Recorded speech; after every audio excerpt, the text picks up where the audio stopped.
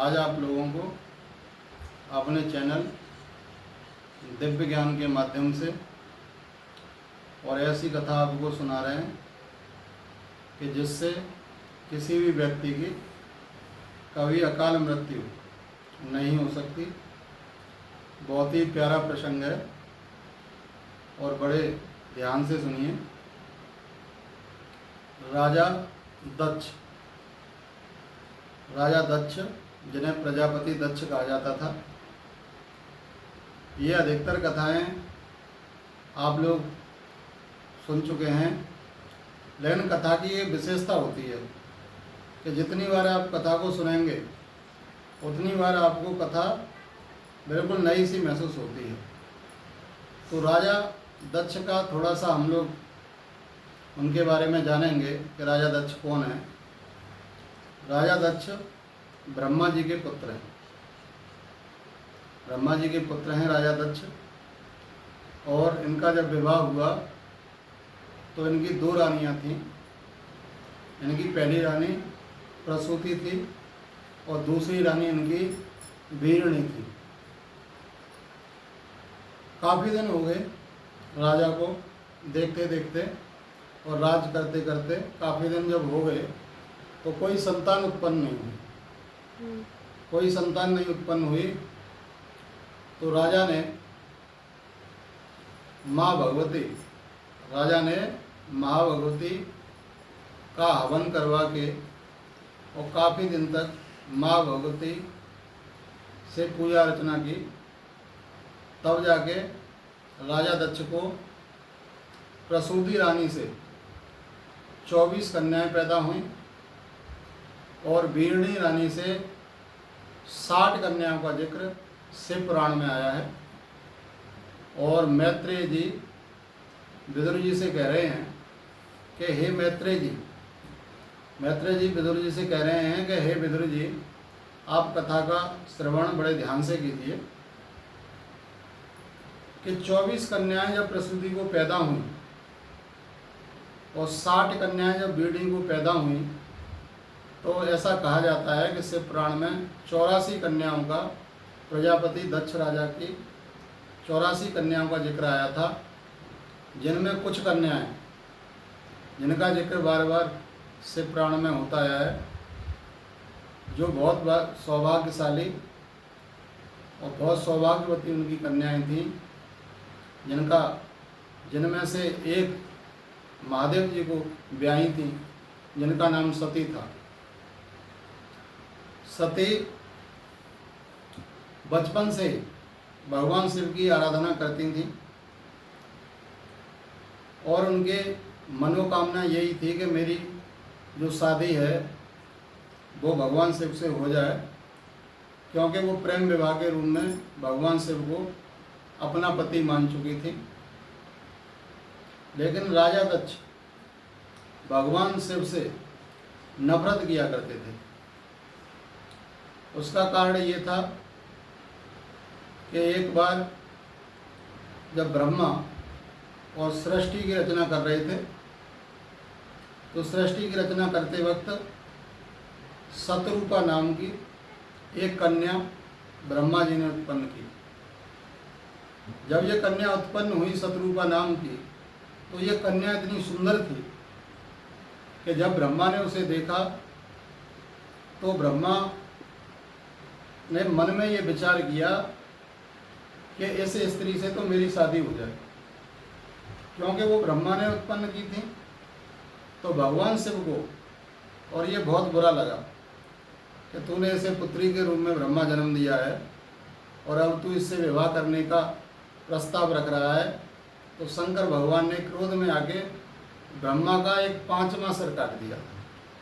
ब्रह्मा के 5 सिर थे, तो 5वां सिर ब्रह्मा का काट दिया था और कह दिया था कि ब्रह्मा सावधान होकर सुन लो कि जीवन में तुम्हारी ना कोई साधना करेगा और ना तुम कभी पूजे जाओगे, क्योंकि तुमने अपनी बेटी पर ही कुदृष्टि डाली है।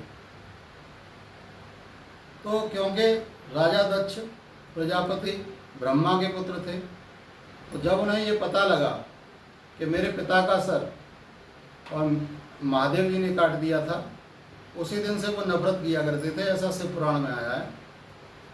उन्होंने कहा, शिव पुराण में मैत्रेय जी विदुर जी को समझा रहे हैं कि विदुर जी जरा ध्यान रखना कि ये प्रसंग आया है।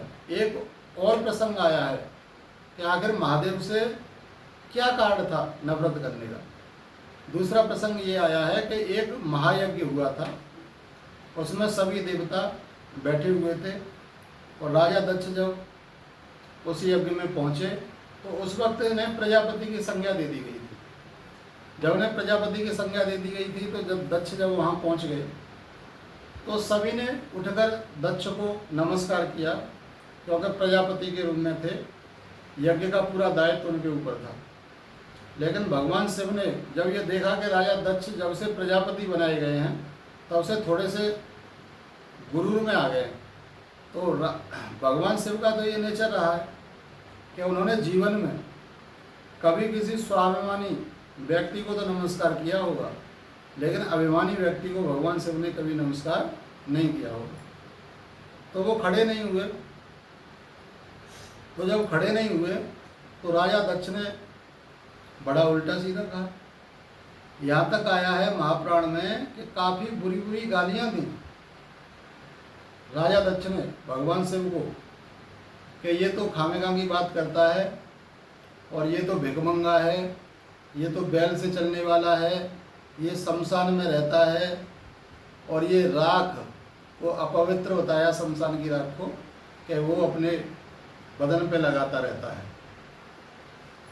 तो ऐसी बात कही तो वहाँ पर नंदी ने साफ दिया था कि आप मेरे उनका अपमान कर रहे हैं, और इस अपमान के बदले कभी ऐसे ही यज्ञ में जो इतना महायज्ञ कभी होगा, ऐसा कभी समय आएगा तो हो सकता है कि उस यज्ञ में तुम्हारा सर ही कलम हो जाए। ये बात कही थी नंदी ने उन्हें साफ देते हुए।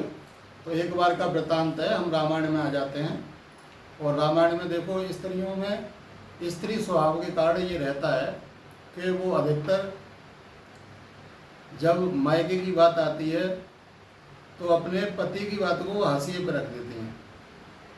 लेकिन इस वीडियो के माध्यम से मेरा यही संदेश है कि हर स्त्री को बिना पति की आज्ञा के कहीं दूसरे स्थान पर नहीं जाना चाहिए, चाहे वो उसका घर ही क्यों ना हो। क्योंकि देखो सती का प्रसंग हमें यही सिखाता है। अच्छा, ऐसा हुआ क्यों था? ऐसा इसलिए हुआ था कि सती का शरीर छूटना तो स्वाभाविक था, क्योंकि ये घटना रामायण में हो चुकी थी। रामायण में जब तुम्हारे अरण्य कांड में भगवान राम सीता की वन वन में खोज कर रहे थे, तो उन्होंने वहाँ एक चौपाई के माध्यम से आया है, हे खग मृग हे मधुकर सहनी, हे खग मृग हे मधुकर सहनी, तुम देखी सीता मृग नैनी। पक्षियों से पूछ रहे हैं, हिरणों से पूछ रहे हैं, मधुकर भमरा से पूछ रहे हैं, और कह रहे हैं कि तुमने सीता को देखा है। और इधर शंकर भगवान और सती जी साथ साथ जा रहे हैं। तो शंकर भगवान ने प्रणाम किया है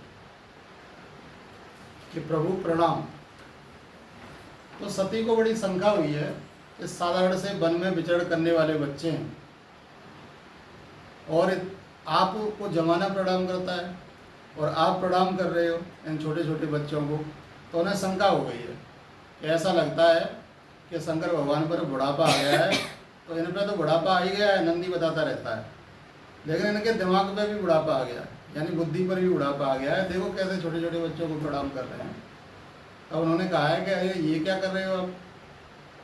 तो वो बोले कि मैं कुछ नहीं कर रहा, ये मेरे आराध्य हैं इसलिए मैंने प्रणाम कर रहा हूँ। कि आपके आराध्य और ये बच्चे वन में घूमने वाले? तो उन्होंने कहा है कि लाओ मैं देखती हूँ, मैं परीक्षा लेती हूँ अगर आपके आराध्य हैं तो। तो सती ने तुरंत ही सीता का रूप धारण कर लिया। जब सीता का रूप धारण किया तो सती आगे बढ़ी, और श्री राम ने जब देखा कि मेरी माँ तो भाई मेरी पत्नी के रूप में आ रही हैं, तो दूर से ही प्रभु ने हाथ जोड़ के प्रणाम किया है। तो लज्जित हो गई हैं, और लज्जित होने के बाद वो आगे चली हैं लज्जित होके, तो प्रभु से ये बात वो छुपाने लगी हैं, क्योंकि वो शिव का नेचर जानते थे कि शिव का नेचर कैसा है। तो उन्होंने ये बात छुपाई है प्रभु से, और उन्होंने कहा है प्रभु से जाके कि सती समुझ रघुवीर प्रभाहु बहवस शिव सन कीन दुराहु, यानी उनके प्रभाव को समझती थी और इसलिए उन्होंने दुराव कर दिया, यानी डबलिंग बात कर दी कि साहब मैंने परीक्षा नहीं ली। और कहा कि आपने परीक्षा नहीं ली? शिव कह रहे हैं कि नहीं मैंने परीक्षा नहीं ली। और क्या किया फिर कि कछु न परीक्षा लीन गोसाई, मैंने कुछ नहीं परीक्षा ली, कीन प्रणाम आपके नहीं, कि जैसे आपने प्रणाम करी वैसे ही मैंने उनसे प्रणाम करी। तो वो झूठ भी बोल गई और वहाँ पर वो लज्जित भी हो गई जब उन्होंने देखा कि तुमने सीता का रूप धारण किया है। तो उन्होंने कहा कि सती शिव संकल्प कीन मन माही और ये तन भेंट सती अब नहीं। उन्होंने कहा कि सती के लिए अब ये तन नहीं भेंटा जाएगा मेरा, और उसी दिन से त्याग कर दिया सती का उन्होंने, कि सती का मैं त्याग करता हूँ, क्योंकि इन्होंने सीता का रूप धारण कर लिया और सीता मेरी माँ के समान है। तो ये रामायण के प्रसंग से ही बन गया था, उनका शरीर त्यागना तो रामायण के प्रसंग से ही बन गया था, कि उन्हें शरीर तो त्यागना ही था। तो एक दिन कैलाश पर्वत पर बैठे हुए हैं, कैलाश पर्वत तुम्हारा हिमाचल प्रदेश में है, और उधर ये कश्मीर घाटी, जो कल परसों ही हमारे युद्ध की जो नौबत आई है, उस कश्मीर घाटी में ही ये हमारे प्रजापति दक्ष रहा करते थे। तो एक दिन बैठी हुई हैं सती जी, और भगवान शिव भी बैठे हुए हैं, नंदी पास में बैठा है, और सांप उनके गले में हिलोरे मार रहा है। तो देख रही हैं कि कभी कोई अपनी स्कॉर्पियो से, कभी कोई अपनी पजेरो से, कभी कोई अपनी स्विफ्ट डिजायर से, और निकल के जा रहे हैं पर्वत से होते हुए, और देख रही हैं। बोलेंगे ये लोग कहाँ जा रहे हैं, और बातें करते जा रहे हैं गाड़ियों में अपनी अपनियों में, और कह रहे हैं कि भाई चलिए आज राजा प्रजापति और यज्ञ कर रहे हैं, बहुत बड़ा यज्ञ है, न जाने क्या क्या दक्षिणा मिलेगी और क्या क्या वस्त्र आदि मिलेंगे। तब उन्होंने कहा है कि प्रभु मैं भी और इस यज्ञ में शामिल होना चाहती हूँ, क्या आपको निमंत्रण नहीं आया? क्योंकि दक्ष ने सबको निमंत्रण दिया था, लेकिन मैंने आपको बताया है वीडियो के शुरू में कि उन्होंने अपने खास दामाद शिव को निमंत्रण नहीं दिया था, क्योंकि दो घटनाओं से वो द्वेष भावना मानते थे, तो उन्होंने निमंत्रण नहीं दिया था शिव जी को। तो शिव जी ने यह कहा कि देखिए हमें तो निमंत्रण आया ही नहीं है, हमें तो उन्होंने निमंत्रण दिया नहीं है। तुम्हें पता है कि मैंने कोई अपराध तो किया नहीं तुम्हारे पिता से आए तक, लेकिन तुम्हारे पिता न जाने क्यों टेंशन मानते हैं, इसलिए उन्होंने हमें न्योता नहीं दिया है। शिव ने कहा विद्या तप धन बलवान शरीर युवावस्था उच्चकल, ये 6 सत्पुरुषों के गुण हैं।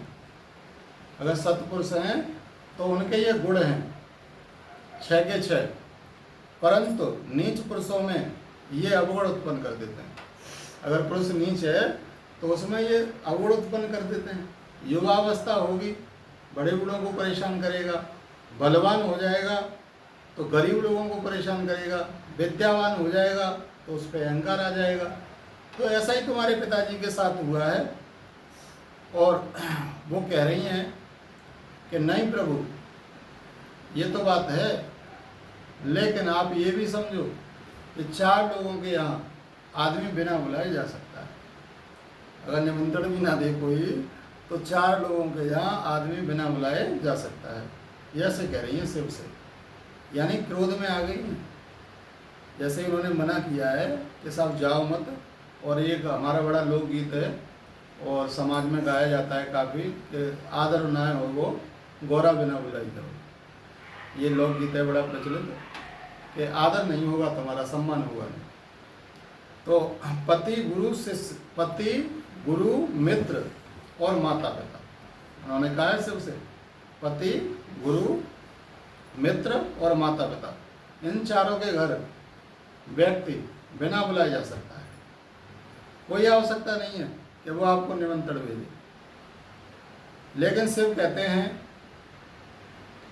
सती बिना निमंत्रण के जाओगी तो मुझे ऐसा आभास हो रहा है कि तुम्हारी वहाँ इंसल्ट हो सकती है। तो हम देखो वहाँ बहुत दूर दूर से तुम्हारी बहनें रिश्तेदार वगैरह आएंगे, हो सकता है कि कोई सम्मान आपको ना दे, इसलिए मेरी मानो तो आप मत जाओ।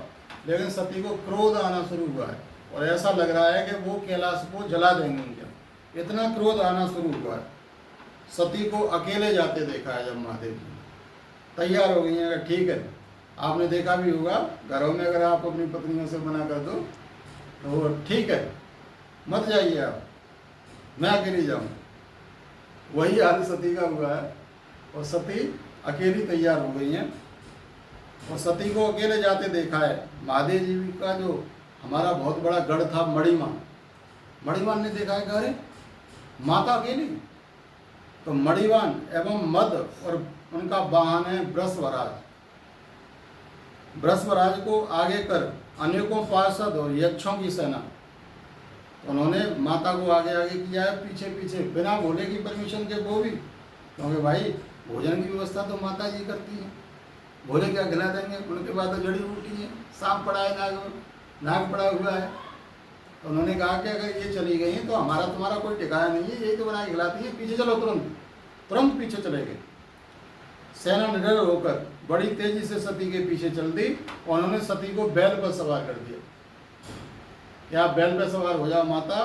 तो देखो मैं तो बैल कहता नहीं हूँ, और यहाँ तक है कि शंकर भगवान की व्यवस्था है, बैल तो होगा नहीं, कोई रेंज रोवर वगैरह कार होगी अगर पार्षद लाए होंगे तो। और रेंज रोवर कार में सवार किया है और जब सती यज्ञ में पहुंची हैं तो केवल माता, केवल मम्मी ने रेस्पेक्ट दिया कि आओ बेटी तुम्हारा स्वागत है। और कुछ बहनों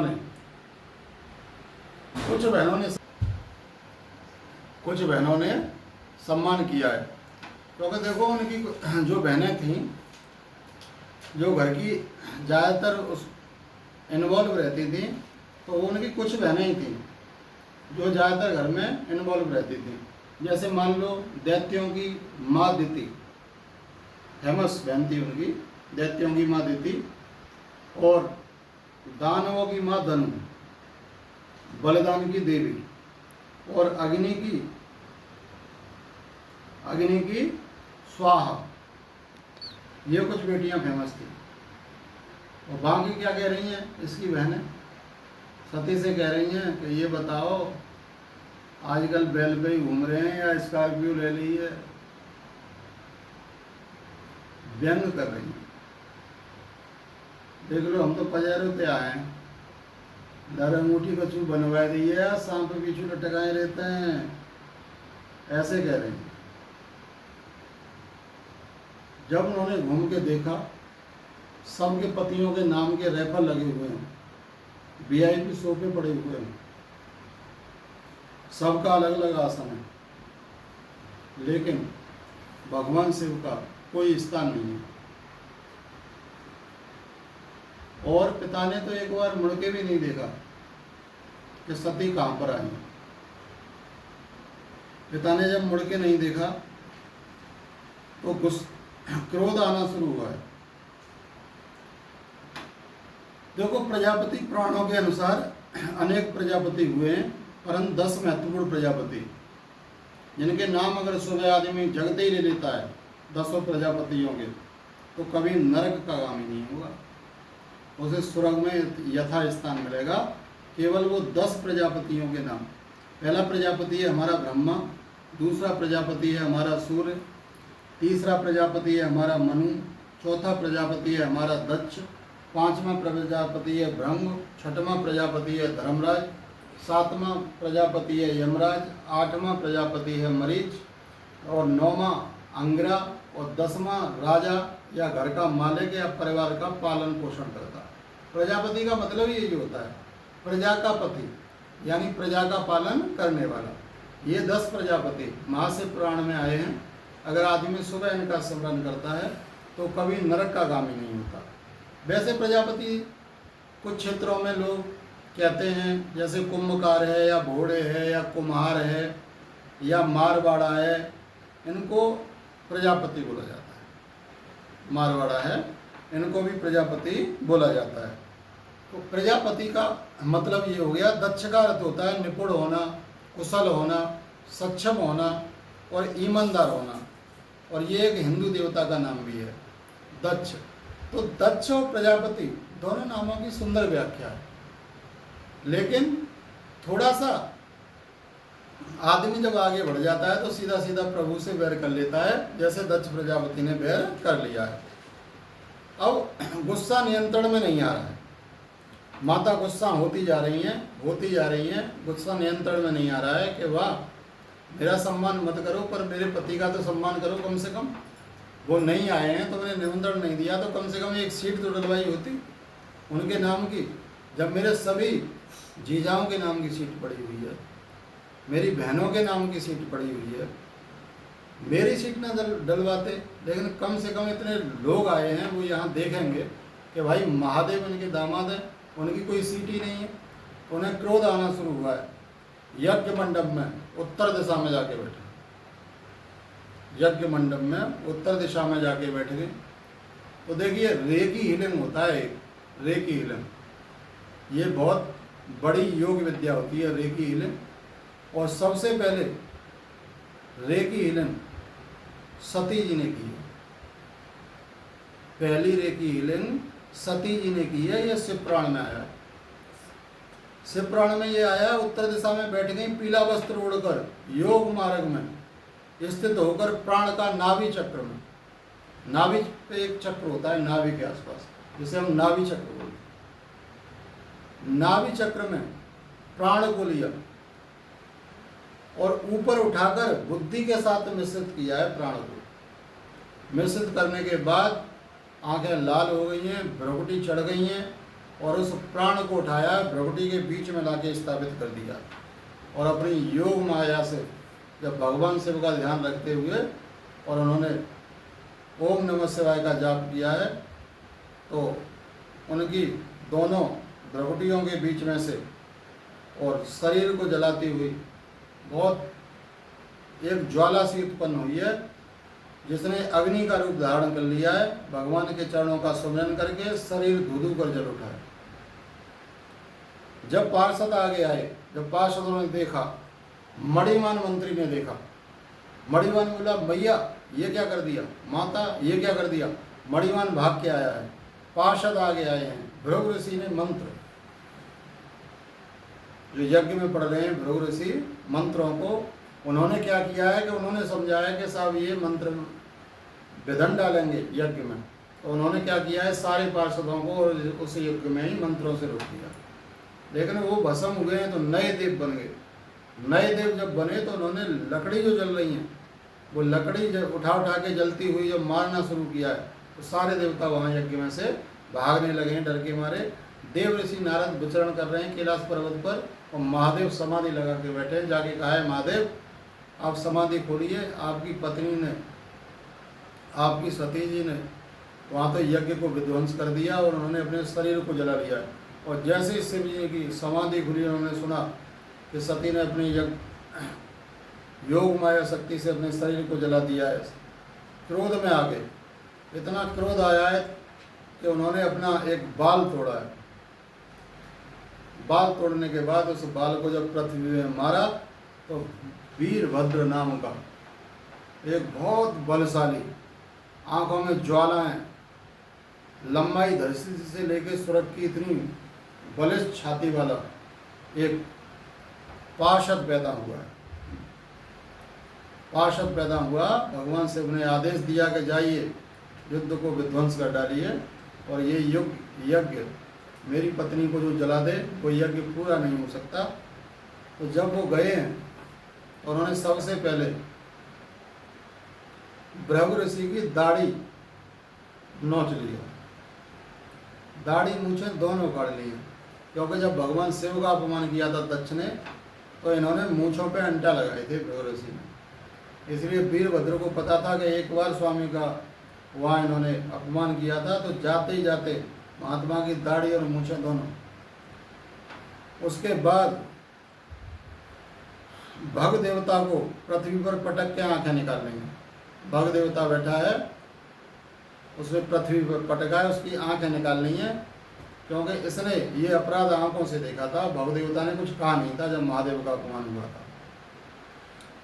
आंखें निकालनी है। पूसा के दांत तोड़ लिए। पूसा जो देवता है उसके दांत तोड़ लिए, क्योंकि पूसा हंस गया था जब महादेव का अपमान किया था। तो उन्होंने देखा वीरभद्र ने कि इसने भी अपमान में सहयोग दिया था यक्ष के लिए, तो उन्होंने उसके दांत ही उखाड़ लिए हैं पूसा के। तुरंत प्रजापति दक्ष को पकड़ा है, और दक्ष को पकड़ने के बाद तलवार ली और तलवार से गर्दन काट दी, और गर्दन यज्ञ में जाके डाल दी है। पूरा यज्ञ विध्वंस कर दिया है, सारे देवता भाग गए हैं। आपको पता है ब्रह्मा विष्णु नहीं आए थे यज्ञ में, सारे देवता थे, ब्रह्मा विष्णु नहीं थे, क्योंकि उन्हें पता था कि कोई ना कोई यज्ञ में अनहोनी होनी है। इन्होंने महादेव को निमंत्रण नहीं दिया है, और जिस यज्ञ में महादेव को निमंत्रण नहीं होता वो यज्ञ कभी पूरा नहीं होता। कुछ महात्मा लोग पहुँचे हैं विष्णु के पास, विष्णु से कहा है कि इस यज्ञ को पूरा कराओ। तो सारे लोग मिलके जब विष्णु के पास गए हैं, और विष्णु देवता उन्हें लेके भगवान शिव के पास गए हैं, और जाके निवेदन किया है कि भगवान शिव अब जो हुआ वो हो गया, अब इस यज्ञ को आप पूरा कराइए। तो मान गए हैं शिव। उन्होंने एक बकरा का सिर काट के उसके लगाया है। तो बकरा का ही सिर क्यों लगाया, ऐसा प्रसंग आता है। तो बकरा का सिर इसलिए लगाया क्योंकि उसके अंदर मैं भरी हुई थी कि मैं प्रजापति दक्ष, मैं प्रजापति दक्ष, उससे बड़ा कोई राजा नहीं है। तो बकरा भी मैं करता रहता है, इसलिए बकरे को चुना महादेव ने कि इसके अंदर मैं ज़्यादा है। तो बकरा का सिर लगवा के यज्ञ को सफल कराया है। और माता सती ने दोबारा से हिमांचल राजा के यहाँ जन्म लिया है पार्वती के रूप में। तो बहुत बहुत धन्यवाद कथा श्रवण करने के लिए।